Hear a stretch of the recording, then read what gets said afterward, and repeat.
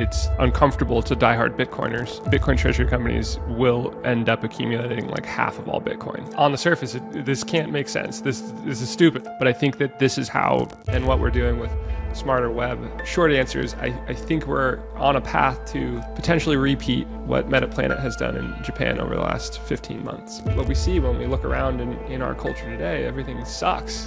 When you know that your savings will grow in purchasing power over time, everything looks better. This is a once-in-a-species event. Bitcoin is the fulfillment of our species-long quest for scarcity.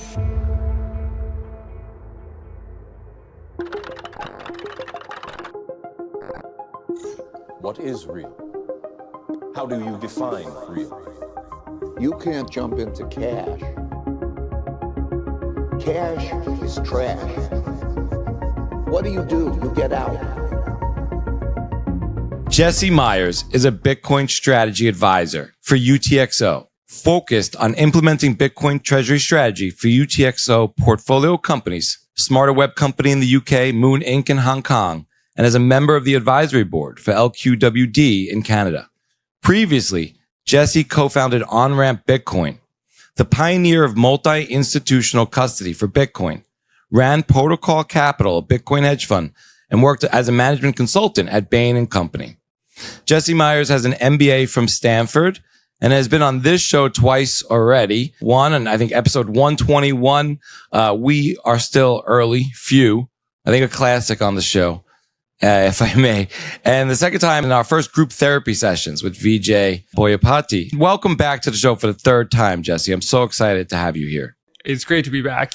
Cedric, you do probably the best research of any podcaster in the space. So it's always like deep and interesting conversations. I appreciate that. No pressure, Cedric. No pressure there, right? But I read actually your latest piece, Once in a Species, which is what I want to focus on tonight. You know, this has been 7 months in the works, though. I think we did run into each other on New Year's Eve at Michael Saylor's party, and we were talking socially, but you also said, I got this piece coming out. Mm-hmm. And we were trying to wrap up. I mean, just logistically, my schedule got crazy. I think yours got a little crazy. Fast forward, a conference came up in Vegas. You have a whole new career. But this piece is, definitely stands the test of time. And here we are. It feels like 4 years have gone by, or like really 2. Everything's like 4x in Bitcoin, but it's like 2 years have gone by, but it's only been 6 months. So it's great to see you again. I'm super excited to get into this. What inspired you to write this piece? Yeah, great question. So I read Shelling Out, when I was going down the Bitcoin rabbit hole in earnest, probably right after I read the Bitcoin Standard. So Shelling Out's from like 2002, Nick Szabo, and it's incredible. And I think it was definitive for me that, this tells a story of how we got money as a species, and that shell bead jewelry is the early instantiation of money. It's proto-money, and it was used as proto-money because it had all these various social and economic benefits for someone who had the foresight to carry some shell bead jewelry on them so that they could use it in a pinch, or, to pass on wealth to their family members. And so Szabo does just a fantastic job of laying that out. In that piece, he leaves a few threads unexplored. He sort of hints that, maybe this use of shell bead jewelry was part of our success as a species. And he doesn't really go any further down that incredible question. And actually on a podcast with Preston 4 years ago, we sort of dipped into that topic and talked a little bit about how shell bead jewelry might be our competitive advantage as a species. It might be what defines us as a species too. So that's been knocking around in my head for 4 or 5 years. And I knew that there was some research here I wanted to do to sort of update what's the current, in terms of anthropology about shell bead jewelry, 20 years after Szabo wrote that piece. And I finally had time. I finally made time to kind of do a few months of research and, dug up all of Szabo's sources and read all that stuff, and then found what was current. And I was kind of blown away at the pieces that came together that I was then able to kind of pull together into this article, this essay really, to make a case for why shell bead jewelry was our competitive advantage as a species, and how, what happened in our evolution that brought about shell bead jewelry for us, whereas other early human species like Neanderthals didn't seem to have it. Wow. Okay. So there's a lot to unpack there, but let's maybe jump into your background a little bit. I referenced that you have an MBA from Stanford. That's really important in terms of our first episode together and yuppies and way they don't maybe get Bitcoin. I recommend people go back and listen to that if you haven't already. But before your MS in accountancy, or at least that's my background, before your sort of business studies, what did you study or look at before business? Yeah. So my undergrad degree was in neuroscience. It was just really interesting to me. So I, took a bunch of courses in that direction and found myself getting majoring in neuroscience. And then I minored in business. And then because I couldn't get a business job with a neuroscience degree, I went and got a master's of accounting right afterwards. So that brought me into the business world.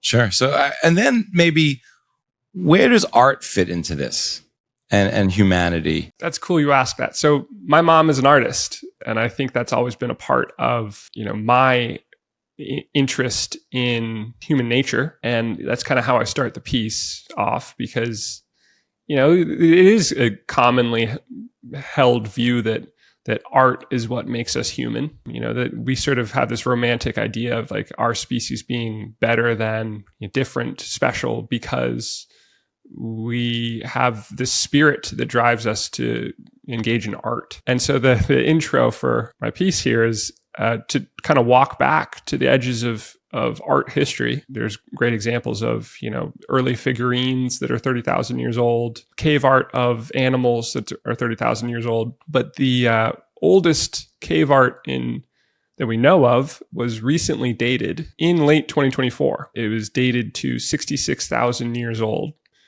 And it was a cave art hand, so a handprint, etched in red ochre in a cave in Spain. That's the earliest known cave art. But there's a problem there, because our species didn't arrive in Europe for 20,000 years after that. So that handprint that you can go see the image of is a Neanderthal's hand. And I think that's such an interesting starting point of, we talk about art as making us human, separating our species.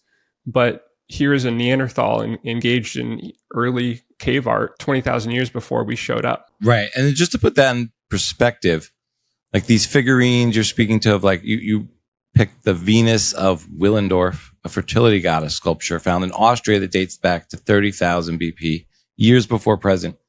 For perspective, that makes this statue 6 times older than the pyramids. Yes. And so 60,000 years old would be 10 times older, or 12 times older than the pyramids. Yeah. This is 3 times older than agriculture, the 30,000 year market, and 5,000 years older than light skin. Yeah. There literally weren't white people when that figurine was made. That's how old that is. Got it. And I guess, for example, these handprints that you in Spain, they reach through time and proclaim, I was here and here I lived. Sort of a statement there, and I guess we recognize ourselves. So in the art, who are the Neanderthals then? The Neanderthals are, an early human subspecies. I like to call them a subspecies. The sort of recent trend in anthropology is to call them their own species. But in my book, a species can't interbreed with another species. I like that definition. And we interbred with Neanderthals. So I think it's a subspecies in my book. Got it. They colonized Europe hundreds of thousands of years before we did. Neanderthals branch off from the Homo sapien lineage. I think it's like 450,000 years ago, which is about 150,000 years before modern humans, or 200,000 years before modern humans kind of finally crystallized in Africa. Ever since we discovered the first Neanderthal skeleton in 1856, there's been this question of like, what are these things? How do we describe them? How do we explain them? And it's always been, we jumped right to the idea that these were some brutes, some, dumb cavemen that existed prior to modern sophisticated man. And that's kind of been the like cultural assumption about Neanderthals ever since. But as we learn more and more about Neanderthals, we've found that that's just not true. They seem to be pretty much identical to Homo sapiens sapiens, our subspecies, in terms of their behavior, their sophistication, their intelligence. And we can see that because of like the tools they use, the weapons they made. They're the same level of sophistication as our subspecies, at the same time in history. And there's also, a few examples of symbolic behavior, which is the fancy term that anthropologists love to describe art and also things like collecting collectibles. We talked about the early cave art, handprint on the wall. Neanderthals also seemed to occasionally collect special materials like quartz or fossils and some seashells. There's a really fun little anecdote that is disputed of at a Neanderthal grave site. So they buried their dead. They've found that there's a bunch of flower pollen right above the graves. It either got there from natural reasons or they placed flowers on the graves of their dead, which is quite a human thing to have done. So I think that kind of rounds out this picture of Neanderthals as actually not really any different from us. They had slightly larger brain volumes even, and were just as smart and just as human in these kind of essential ways about how they lived. So that begs the question then. Well, I love the anecdote about the flowers on the grave. And these human sort of things we do, kind of peculiar and interesting, but it begs the question, why us? Why did Homo sapiens sapiens, that's us, triumph over all other human subspecies? Yeah, this is the eternal question, right? This is what we've been asking ever since we found Neanderthals is why did they go away and why did we, win out? And, the assumption has always been that we were more evolved or better, smarter, whatever. And yet all the things that we've learned about Neanderthals have sort of painted a different picture of they really weren't any different from us, except there's these two very notable differences that we do see in the archaeological record. One is that when Homo sapiens sapiens show up somewhere, they have a greater population density, about 10 times greater.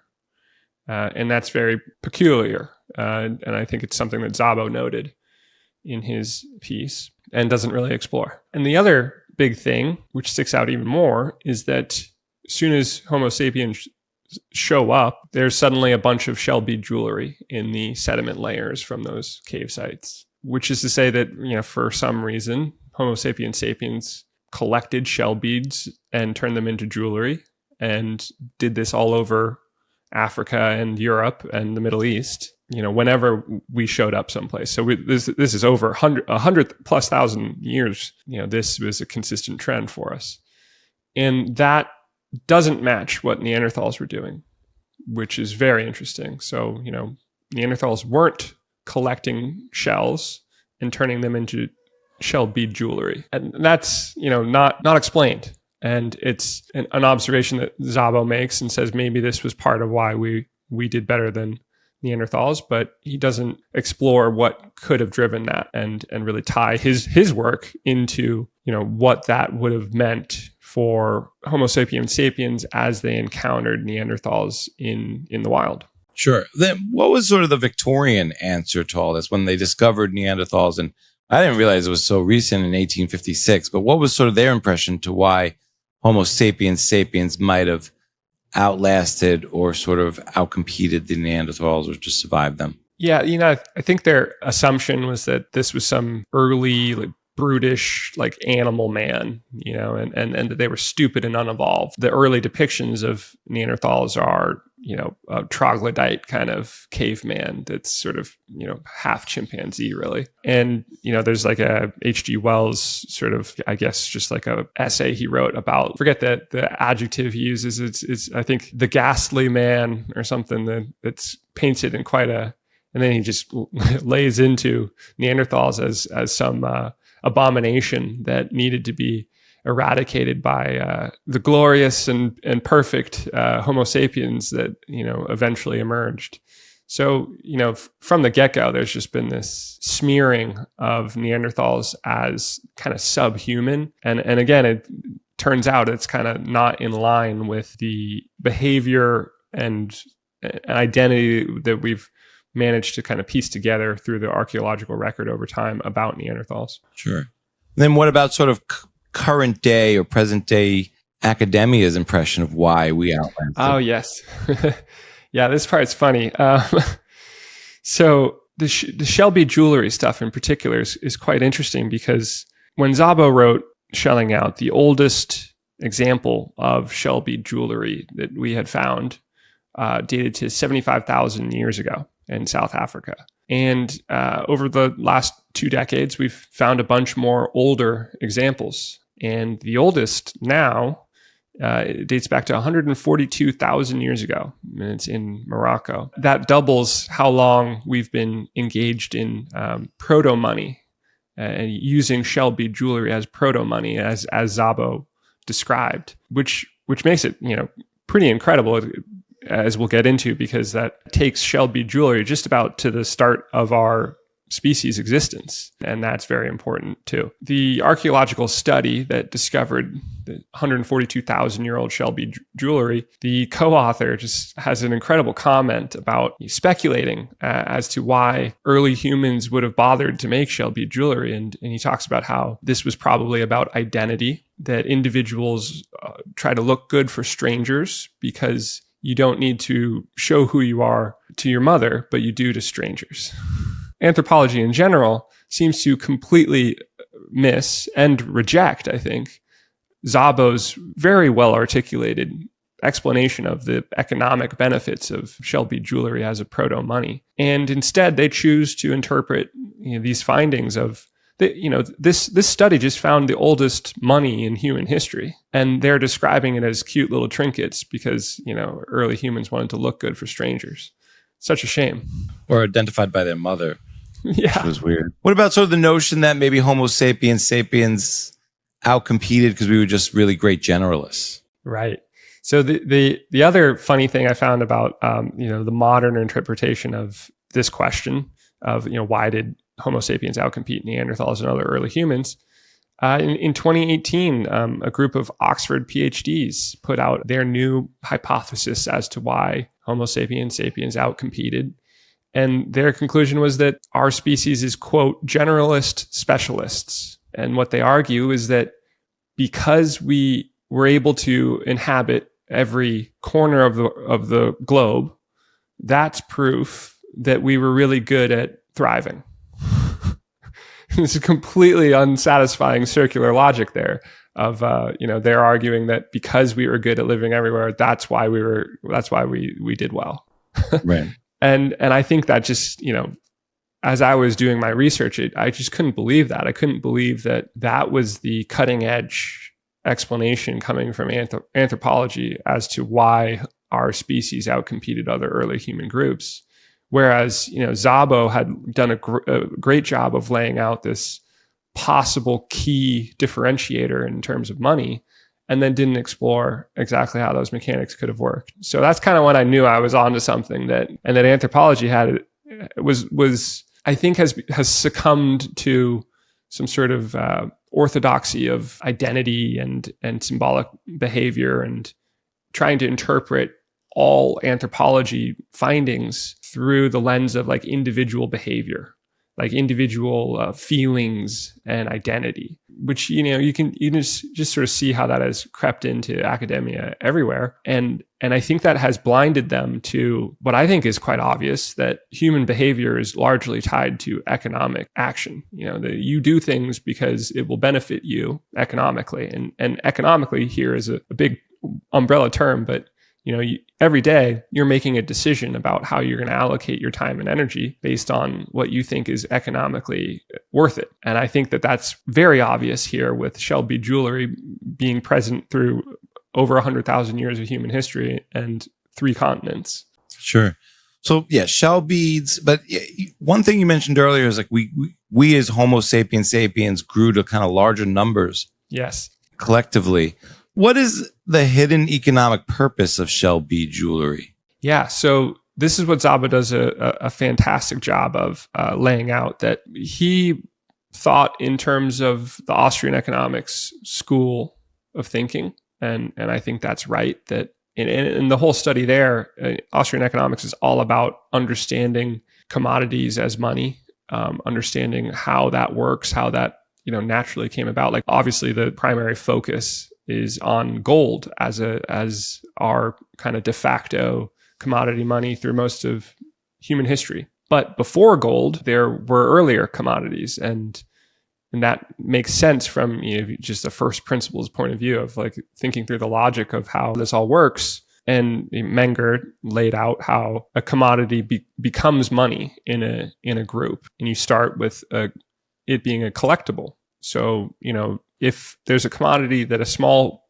subset of a social group value as a collectible, and then other members of that tribe or society start to recognize that there's a small group of weirdos that really value that commodity, then the rest of the tribe, if there's enough critical mass there, enough interest in that commodity from a small group, then the other members of the tribe recognize, okay, well, this has value because I can trade it with that small subset who really like this particular commodity.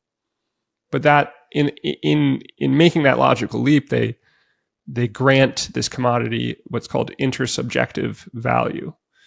And now that commodity has value because it has, you can trade it with somebody who values it. So now the whole social group actually values it because that it has a trade value to it.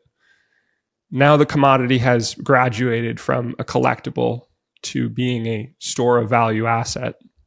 And then once it's a store of value asset, you can obviously settle trade in terms of that commodity. And now that's a medium of exchange. And then when everything's priced in terms of that commodity, it's a unit of account for that society. So the Austrians did a great job of laying this out and explaining that this is the history of money, is commodity money, is free market money.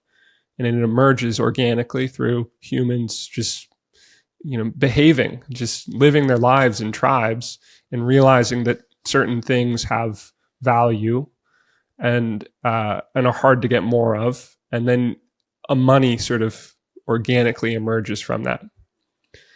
And if you then look at shell bead jewelry with that context, it's quite obvious that this is those same mechanics in action.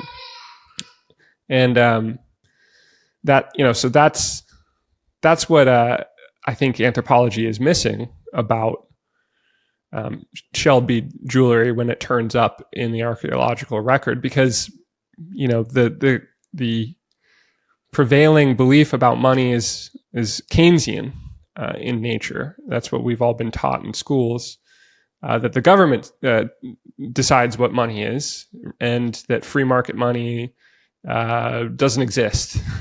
But even despite all the history of money, so I think that's the kind of big disconnect between anthropology and not being able to recognize shell bead jewelry as money. That was great. So then why do we value collectibles at all?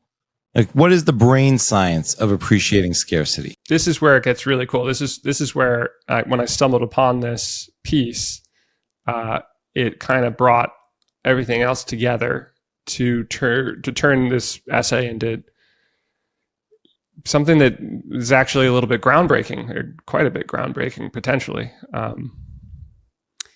And what I came across is there was a really cool study from 2022 from Annelien Pinson et al.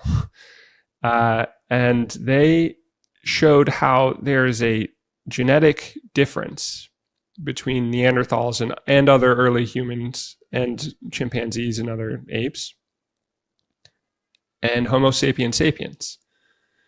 And that difference is a gene called TKTL1. And what actually happened there is a point mutation. So a single nucleotide changed an amino acid in a protein, and then the resulting mutated protein behaved slightly differently from the earlier human version.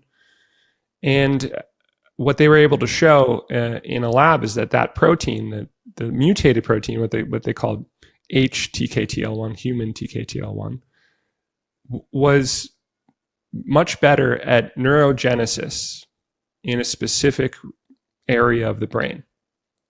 And of course, that's where my neuroscience background was like, holy shit, wait a second. Am I reading this right? Because it started to all click there. And that specific region is the supragranular layers of the frontal lobe of the neocortex. All that means is the very outermost portions of the front half of your brain. And that is where this mutated gene is much more effective at helping to develop new neurons, which is very interesting because when I did neuroscience, when I studied neuroscience, I remember from that these regions of the brain are known for their association cortices. It's just kind of the term for the wiring that is unusual in these parts of the brain.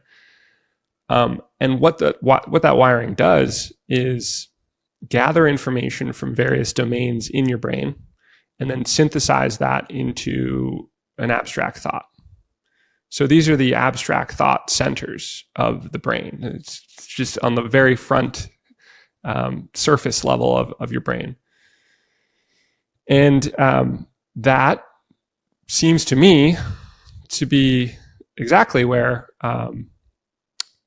the difference in symbolic behavior from Homo sapiens sapiens versus Neanderthals and other early humans comes from. Does that mean we're wired?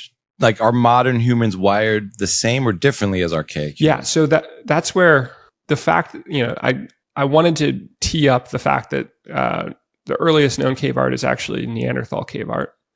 And that we also do have some evidence of Neanderthals collecting uncommon materials, because those are both symbolic behavior, and the flowers on grave example is also symbolic behavior. Symbolic behavior is abstract thought turned into some sort of human behavior. And so all those examples show that Neanderthals were capable of symbolic thought, of abstract thought, and sometimes acted on it. But the fact that those examples are very uncommon, very rare in the Neanderthal archaeological record also speaks volumes, because they may have engaged in art, but uncommonly. They may have collected strange materials, but they didn't seem to turn them into much. There's a few examples here and there, but for the most part, they didn't act on it. They weren't compulsively driven to turn these unusual materials into pieces of art in any way, whereas Homo sapiens sapiens were. So to me, what that says is, Neanderthals and other earlier humans had some latent capacity for symbolic thought, for abstract thought. And that manifested as some, but limited symbolic behavior. And then this gene mutation happens, and it overdevelops the areas of the brain involved in abstract thought. I think it's something like triples the neurogenesis factor there. And that meant that you just have like a overdeveloped circuitry, like it evolutionarily was unnecessary. You didn't need that amount of abstract thought capacity, or so nature thought. And then this mutation happens, and suddenly this tribe in Africa has, a compulsion to engage in symbolic behavior, art and collecting seashells and other collectibles. And then that species takes over the world very quickly. All right, so taking over the world very quickly. Let's pick up there. What about population density, and what did we see as we moved into Europe? So yeah, we teed up how Neanderthals had 1/10 the population density that Homo sapiens eventually had when they took over a territory from a Neanderthal group or other early humans like Homo erectus. This is where an important other concept comes in of Dunbar's number. So this is also kind of comes from the neuroscience realm, and it's most people have heard of it. Dunbar's number is 150, and it's a pretty seminal finding from evolutionary biology, really, before it was even called that, in the early 90s, that Dunbar, Robin Dunbar, analyzed the neocortex volume of various primates and then also what size social groups they tended to live in.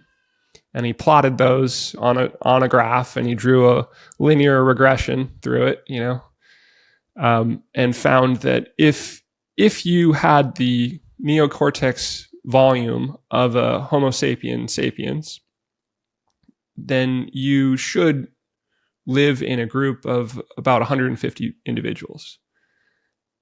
And lo and behold, that's what humanity has done. For that's a very natural number for us as a species to gravitate towards. From everything from fraternities and sororities and other social clubs, to like military units and being 150.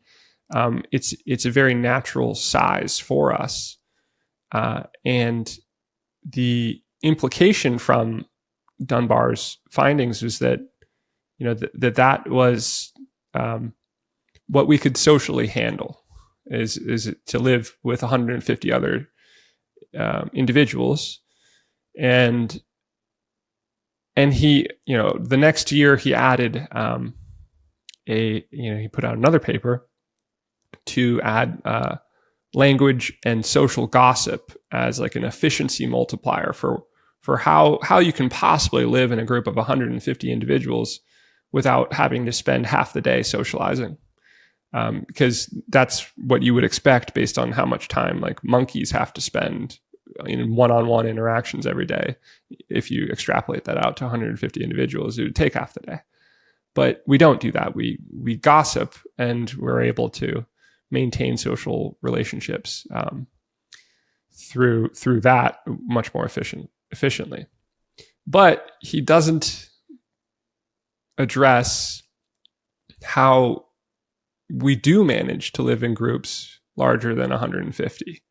And that's the glaring omission in my book of his research. Really cool stuff, but doesn't answer this, like, okay, so how do we function beyond that? And that's where I think the concept of money comes back and is essential to explain that, and then to explain our population density advantage versus Neanderthals or other early human groups. So maybe we'll tackle the money first as a sort of an efficiency multiplier, and maybe how that kind of, how does the concept of money, sort of aid the economy, or to sort of bring us more counterparties, I guess. So if you think about like a pre-money civilization, you're existing in kind of in a barter trade format within a tribe, and you don't have a money, and so you're engaged in favors and giving and taking, credits and debits between individuals in a tribe. And because there's no like monetary standard, you don't really know what the score is for each pair of people in that group. And so it's hard to keep track of. And in fact, the best way for this to be kept track of is for the social group to help police it. So that means that for every counterparty pair in a social group, everyone else needs to roughly know who owes what to who, and keep track of that, and then help police that in the event that there's a dispute of somebody forgets something or whatnot. So the way that order is maintained is that the rest of the social group has a consensus about this person owes that to this person, and that's how you maintain social order. And that inherently can only happen in a closed group. So to me, that is a big part of explaining the tribal existence, the natural Dunbar's number of 150. And I go so far as to say that maybe that is actually what Dunbar's number captures, is that our brains can only keep track of 150 individuals worth of counterparty interactions, because combinatorially that amounts to, I forget the exact number, like 11,000 counterparty pairs or something like that. 11,175. There it is. Yeah. And so that's what the social group does there, is help police all that and roughly know who owes what to who. You're not going to know exactly every detail, but beyond that number of 150 people, it becomes impossible to keep track of who owes what to who, because that grows exponentially. And so that puts a natural ceiling on, this is how large of a group you can live in while maintaining social order, through relying on the social group to police who owes what to who. And so that's a tribal existence, and that dictates that you can't really interact with other tribes, because you don't have a constructive transactional medium to engage in trade with. You can't apply the same sort of pre-money dynamic paradigm to doing trade with a stranger, because there is no monetary unit to settle things in, and so the social group can't possibly help enforce with a stranger. So you end up avoiding strangers. You can't interact with other social groups, with other tribes. So you are stuck in a tribal existence just within your tribe. And that's where the population density comes in, because if you think about this sort of tribal existence before money, you inherently would have a default antagonistic relationship with other tribes, because there's not really any benefits in interacting with them. There's, you could manage some barter trade, but you would also have violence, with neighboring tribes, and you would be afraid of them, and so you would avoid them. You would have blood feuds that you wouldn't be able to end, because they killed your uncle 10 years ago, and you demonize them, and they are the out group, and your tribe is the good group, and so you want to avoid them. You want to stay far away from them. So in that way, you take the example of Neanderthals in Europe. A Neanderthal tribe would live in a valley, and they wouldn't go to the neighboring valley. They would stick to their valley because there's another tribe over there, and you want a nice big buffer between you and them. Fast forward to Homo sapiens sapiens, when they came into that area, suddenly they're supporting 10 times as many people in the same area. There's several tribes living in the same valley, because there's more than 150 people living in one valley. And how is that possible? What makes that possible?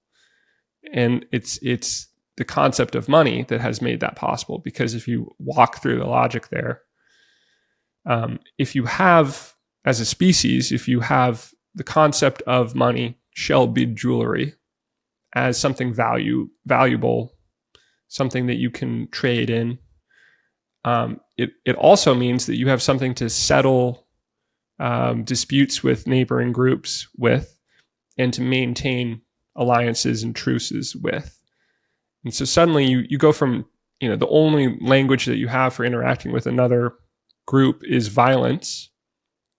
You go from that to now you have this constructive transactional medium of money that you can use to, maintain a healthy relationship with a neighboring group, and then benefit from trade with them, and also benefit through mutual security alliances. Right? Like if you're paying tribute to the powerful tribe next door, and in exchange they help keep you safe, that's great. That works out for everybody. Yeah, you're going to be the little fish in that dynamic, but like you're going to be a stronger unit, and you're going to survive because of that arrangement. And so you're going to geographically gravitate towards each other because there's now benefit for you to stay close to each other. And there you've got the formula for greater population density, 10 times the population density. And then if you imagine the dynamic between your, multi-tribe social group coming into the area that's controlled by a single tribe of Neanderthals, you're going to overpower them. Even if there's no violence involved, you're going to outcompete them for resources, and you're going to take over. That's really fascinating. The way it gives the group the ability to grow within the group beyond the 150. And then, just by mere existence, they're either going to overpower by taking the resources, paying tribute and forming a mutual alliance, or just being outpowering because of the manpower factor. So it makes me think about how, like, obviously fiat is an evolutionary engineering incremental advantage over gold in a lot of ways in terms of speed and transaction efficiency. But it tribalizes us. It's very primitive in the sense that, you have these sort of like the dollar tribe, the yen tribe. And I think what's even more remarkable about that, especially when you go into other economies, you have the intersubjective value problem of like, they value their money more than we value ours, or vice versa. So then you get into sort of like exchange rates. And it's hard to like, I don't know if I want their money, but then you also get the situation where vendors say to themselves, there's a local price, there's the price for the countries I like, and then there's a price for the countries I don't like, and then probably a price for the countries I haven't heard of. But so you get all these different kind of like markets, or sort of tribal prices. But I want to read a little bit from your piece.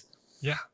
To just outline what you went over. An additional efficiency multiplier neatly resolves this conundrum around, Dunbar's number. So in a barter system of goods and favors, a social group can only reach 150 individuals before the number of interpersonal relationships becomes too numerous to keep track of, a la the 11,175 relationships based on the combinatorial math. At this point, the individual ledgers of personal debts between counterparties become impossible for the rest of the group to help police.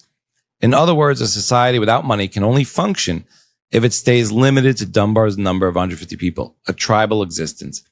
Note that within this moneyless paradigm, intertribal relations would be generally antagonistic, with the benefits of barter overshadowed by unending grudges and blood feuds devoid of a mutually agreeable means of peacemaking between tribes.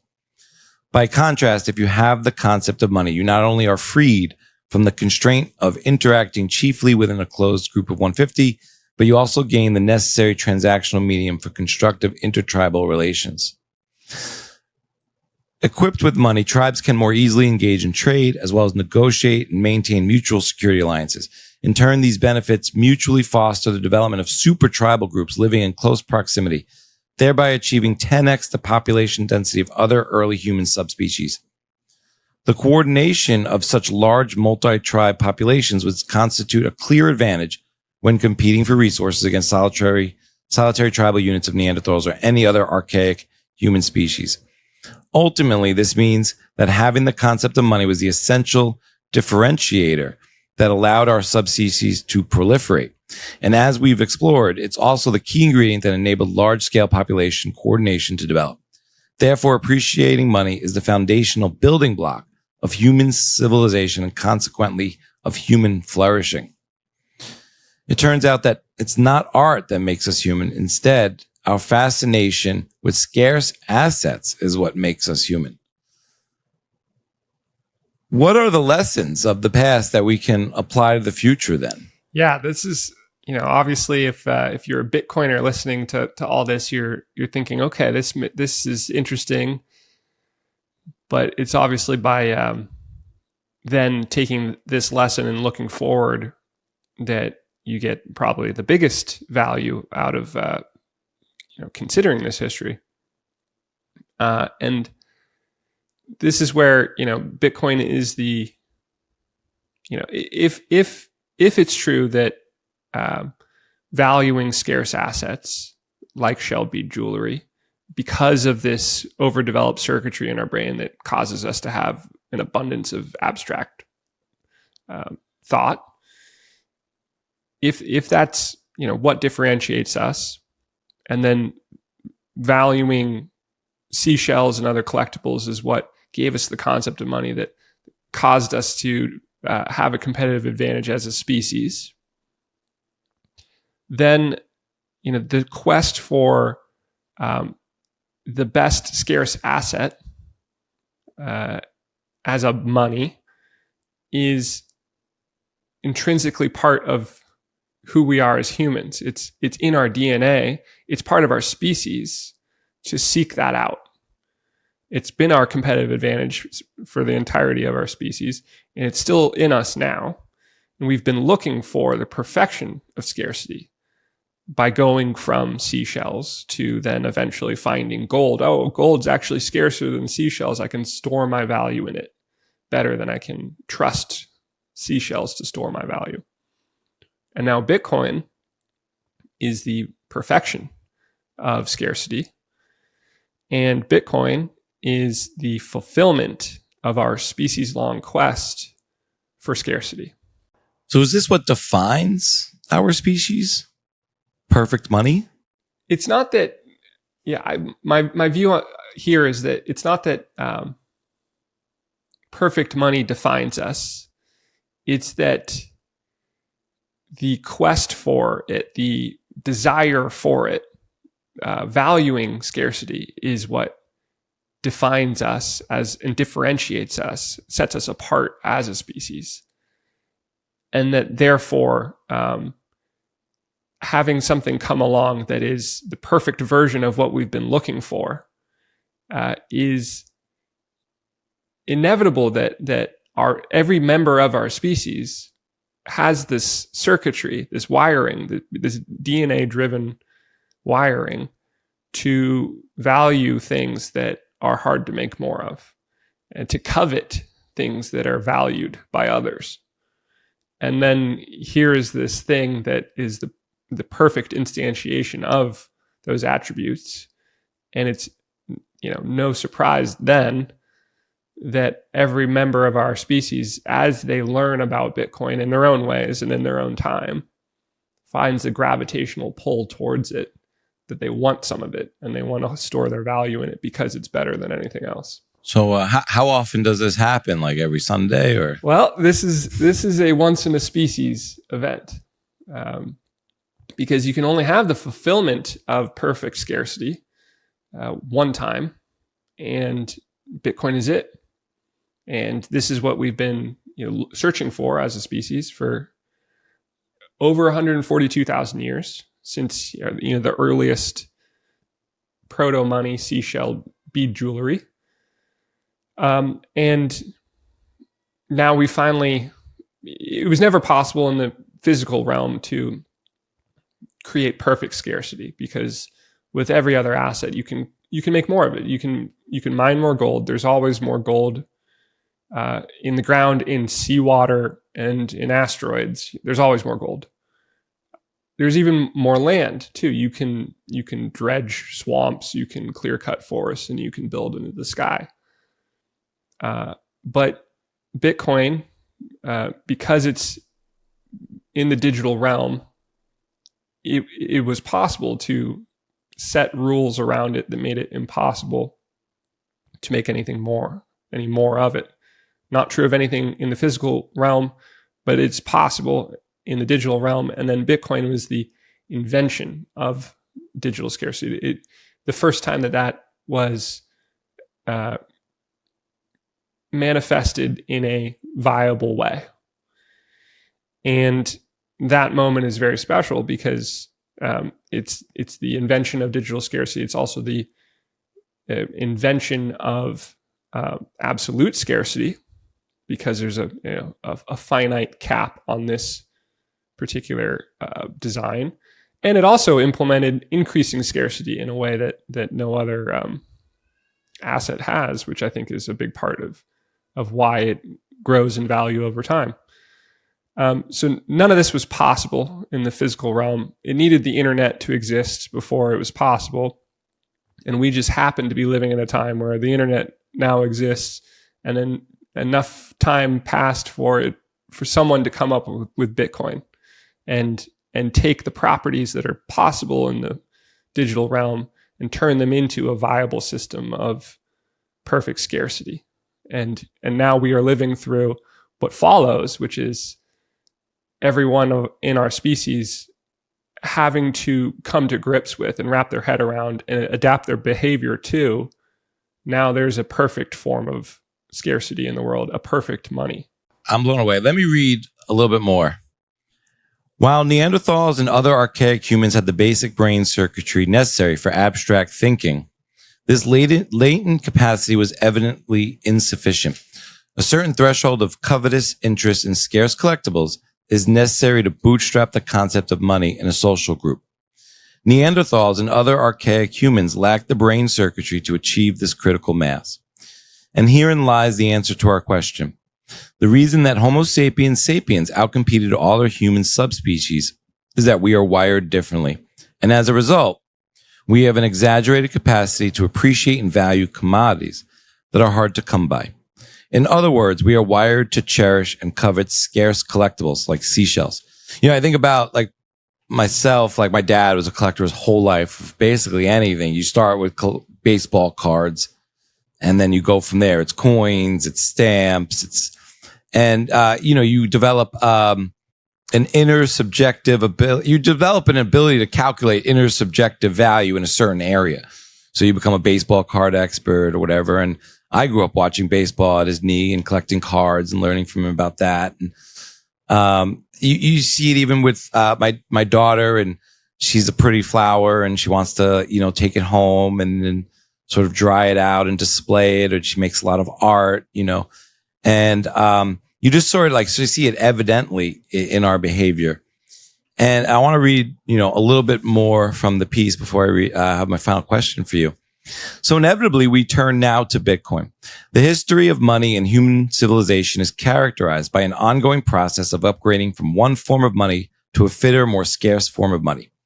This selective pressure of monetary Darwinism stretches back at least 142,000 years, and likely much further in our 300,000-year history. With gold's emergence as a visible store of value in the Danube Valley 6,000 years before we kind of have modern history, the modern history of money has been characterized by the conquest of gold over all of the monetary local optimums around the world, specifically because of its unmatched physical scarcity. But with the dawn of the digital age, it became possible to create a commodity more scarce than gold. Bitcoin was deliberately designed to solve for gold's weaknesses and to improve on gold's strengths. Most importantly, Bitcoin perfected scarcity. For the first time in human history, there is a form of money with a mutably finite supply, the invention or discovery of absolute scarcity. If you put Bitcoin in the long timeline of human history, it is the perfection of our species' defining fascination, scarce assets.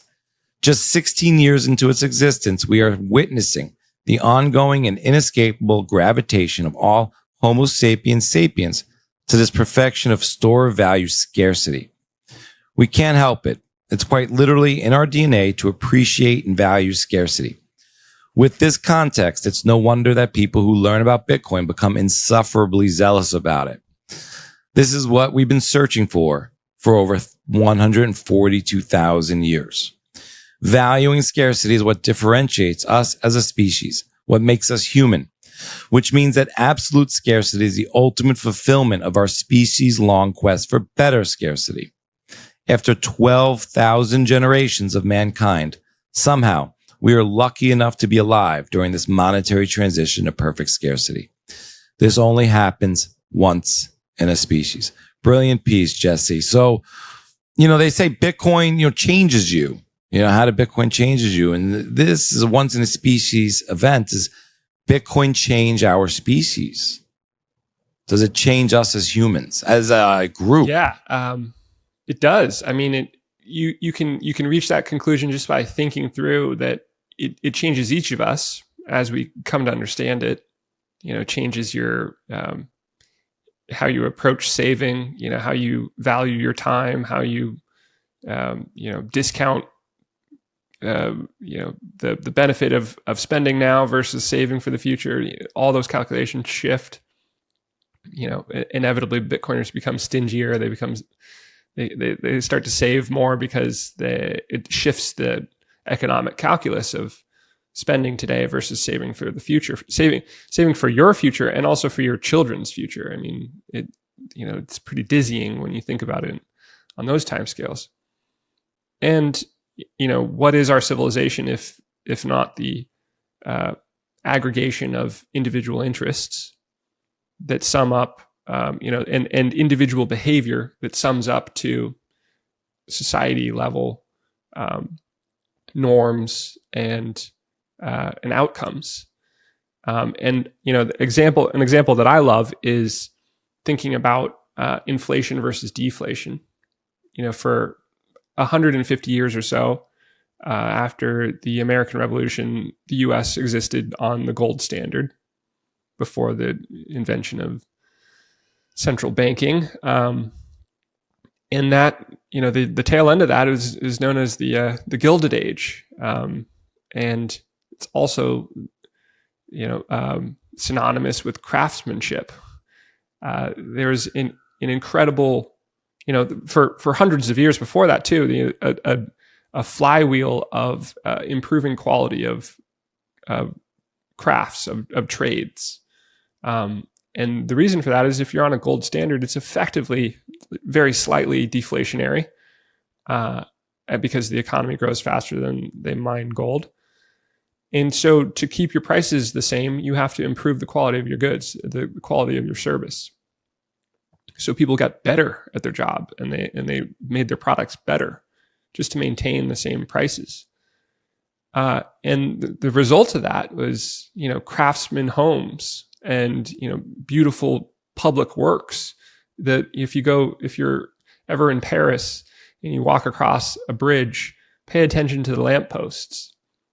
These were all built, 100 to 150 years ago. And they're incredibly ornate, beautiful works of art for a public lighting, instrument, which obviously, if you think about how that would be done today, it would be a stick in the sky that was the cheapest to make. And that's what our culture does with deflation, is it becomes a culture that values quality and a culture that where quality is the norm. And if you have the opposite, which we've had for the last 100 years, a monetary standard of inflation, the reverse flywheel happens where everything has to get worse if you want to keep your prices the same. Everything, you have to cut corners. You have shrinkflation. You make everything shittier just to keep your prices, to not hike them. And the result of that is what we see when we look around in our culture today. Everything sucks. All the products suck. Everything's worse than, in terms of build quality. If you walk into a newly built home, you're not going to see an ornate banister as you might have with a Victorian home. And that's just, a simple example of the cultural impact of a monetary standard. And that permeates everything in culture. So, beyond architecture and craftsmanship, it impacts, how we behave in our moral standards and everything gets impacted by the money. And so if you go from a fiat-based inflationary monetary standard to a version of gold that's better than gold, it's more deflationary than gold, we're going to reap the benefits as a culture of returning to that flywheel of deflation and how that improves society over time.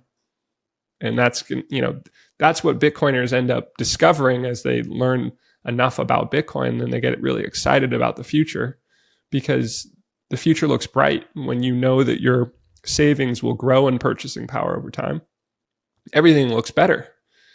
And that optimism permeates everything, and every Bitcoiner gains that optimism about the future, and simultaneously every person on the planet has this, I think, inevitable future of coming to Bitcoin and then themselves developing this optimism, because they will reap the benefits of this savings technology that grows in purchasing power over time. Yeah, I love all of what you shared there. The only thing I would add to it, another way I look at it is these protocols sort of add synergy, not just to the individual to be empowered, but for individuals to communicate and empower each other. So like the internet can put two people in touch around the world who never got to talk to each other and communicate and trade and exchange ideas. Bitcoin, and I think about it like the internet is sort of, hasn't reached full human adoption yet. It's probably like 70, 80%. So there's still humanity that hasn't gotten the internet, and there will be more synergy from that. And then I don't like I love and I celebrate our differences. And I think there's a lot of beauty in our differences, but I love this idea of like the internet is bringing like one language to the planet, at least through commerce and the internet. And that tends to be English. I don't think it's the best language, but it seems to be what's, and then so if we have one language on the internet and one money, then we can have a lot more synergy just by being able to connect and communicate with each other through the language of money. So yeah, so much to look forward to there. I love this piece. Just thinking about perfect scarcity, just like you just see it, I guess, kind of saying before, we're always looking for it, just by nature. Yeah, when I put this piece out, a bunch of people read it, like 40,000 people have read it, which is really cool. And a lot of the comments were centered around like, my daughter loves collecting seashells, my 4-year-old or whatever. Or other examples like that of like you mentioned, flowers, and that this sort of it speaks to that. It's such a intimate part of what it is to be human, is like you end up coveting things that are rare, and maybe you value them because they're beautiful. Maybe it's just because they're so uncommon. I mean, like meteorites are not exactly beautiful. I guess they could be, depending on it, but they're extremely rare, right? And people value that. And yeah, so there's, it speaks to this just sort of reality that we all understand and hasn't been, I think, well articulated, certainly not by anthropology, unfortunately, of like, why do we do that? Like, what is it about our behavior? Like, why do we care about seashells when we see a pretty seashell on the seashore? And the contrast, which is quite fun to think about, is, since Neanderthal cave sites seem to not have many seashells in them, or collectibles in general, then you can conjure a mental image of Neanderthals that lived by the coast or walking down the seashore, and they would see the same shells that you see, and they wouldn't feel compelled to pick it up. And that's so alien to us. It's hard to fathom that. But that little behavioral difference, I think, ends up becoming this overwhelming competitive advantage that we have as a species, which is appreciating scarce assets, which leads to the development of the concept of money.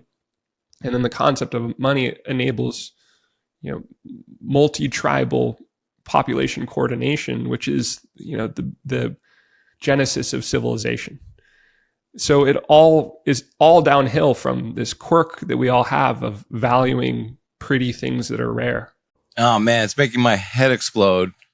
Spin out of control here. I think about, we go down to the beach all the time. We look for shark teeth. There you go. Perfect. Looking for and it's the thrill of the find, but it's also getting the thing that's valuable and that others don't have. And I think about baseball cards still all the time. It's like you're trading like this shitty paper for shitty. You're trying to trade shittier paper for less shitty paper.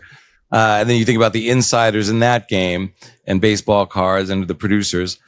And then, how do you verify the card is real? How do you, how the card doesn't have an error? It hasn't been smudged. How do you secure it?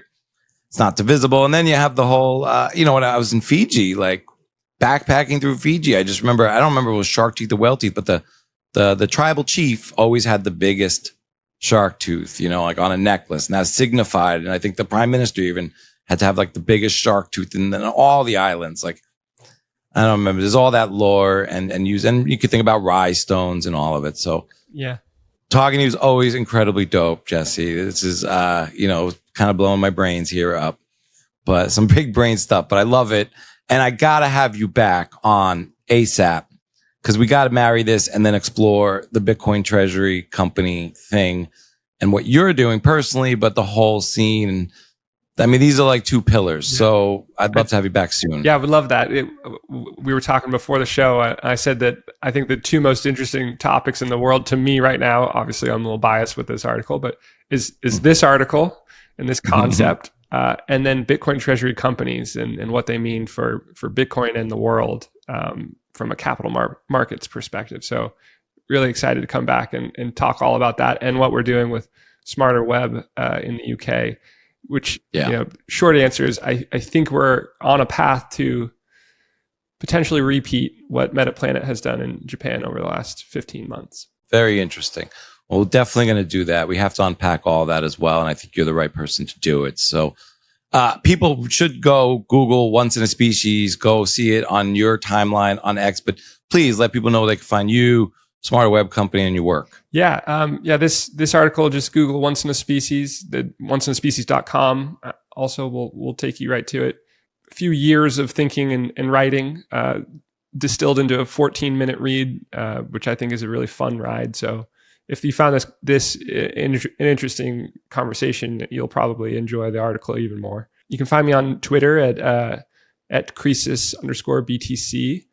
And you can check out Smarter Web at the smarterwebcompany.co.uk, or you can find our Twitter group, which I post in a fair bit. So you find my profile and then go see that Twitter group. It's all about, that community kind of growing right now. And there's like 3,000 people in that group at the moment. And for a 3-month-old company, that's pretty cool. Yeah, man, for sure. This has been always fun to talk, and Jesse, can't wait to do it again. Yeah, look forward to it. Thank you, Cedric.